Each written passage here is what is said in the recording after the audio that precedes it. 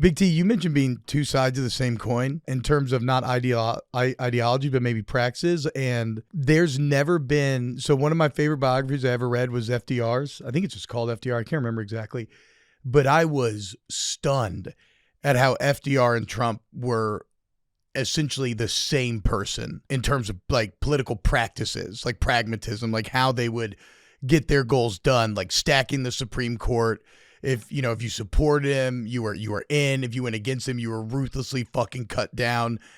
So it's interesting to see when you'd have guys that are like ideologically completely on opposite ends of the spectrum, but both super effective because of how they handle things politically. I mean, I said this about, we've talked about on the show a bunch, if Trump ran against Bernie Sanders in 2016, Bernie Sanders would have killed him. I think so too, man. Millions of people who voted for Trump would have voted for Bernie. Yes. Yeah, Because I believe that. They communicate effectively a remarkably similar message, and people don't even know what candidates' policies are. Yeah. Bernie was very clear on what his policies were. You knew exactly where you stood. If he was against you, he would publicly be like, yeah, I don't like this person.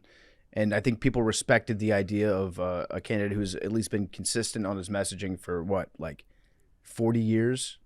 And that's where I learned about public service. That's where I learned about superdelegates. As the Democrats just completely said fuck democracy and just made the superdelegates all vote for Hillary so Bernie couldn't win. Yep. And now instead of doing any sort of primary or anything like that, Kamala was the nominee.